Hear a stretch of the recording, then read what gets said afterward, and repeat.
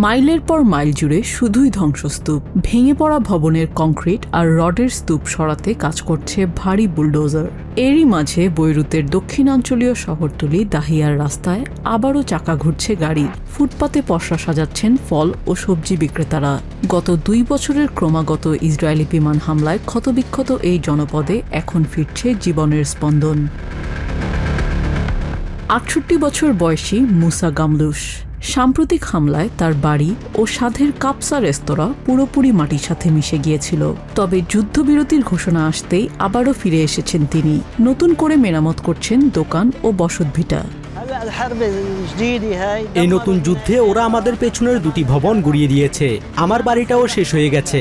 আমরা এটা আবার মেরামত করে ফিরে এসেছি। আমরা এখান থেকে পালিয়ে যাওয়ার মতো মানুষ নই। আমাদের শিকড় এখানে পোতা। আমরা ভয় পাই না। আমাদের যদি তৃতীয় যুদ্ধের মুখোমুখি হতে হয় তাতেও কোনো সমস্যা নেই।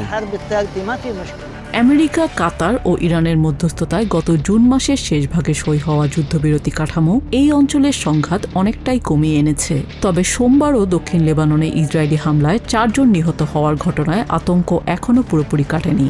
অনেকেই বলছেন স্থায়ী শান্তি না আসা পর্যন্ত বড় অঙ্কের টাকা খরচ করে পুনর্নির্মাণ করা ঝুঁকিপূর্ণ। অধিকাংশ মানুষ এখন আতঙ্কে আছে, কারণ যুদ্ধ তো পুরোপুরি শেষ হয়নি। আমাদের নতুন করে লড়াইয়ের হুমকি দেয়া হচ্ছে। তাই সবাই বলছে পরিস্থিতি পুরোপুরি শান্ত না হওয়া পর্যন্ত সব মেরামত করা সম্ভব নয়। ভয় আর আশঙ্কার দোলাচলের মাঝেও দাহিয়ার চিরাচরিত ব্যস্ত রূপটি ফিরে পাওয়ার আকুলতা স্থানীয়দের মাঝে। 24 ঘন্টায় মুখর থাকা এই বাণিজ্যিক এলাকায় নিজেদের অস্তিত্ব টিকিয়ে রাখতে মরিয়া সাধারণ কর্মজীবী মানুষ।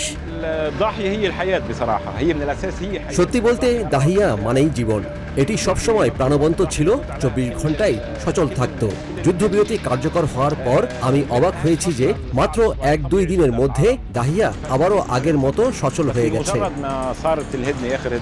ইরান ও ইসরায়েলের মধ্যকার উত্তেজনা লেবাননকে যুদ্ধের মুখে ঠেলে দিয়েছিল। সাম্প্রতিক যুদ্ধবিরতিতে আপাতত স্বস্তিতে বৈরুতবাসী।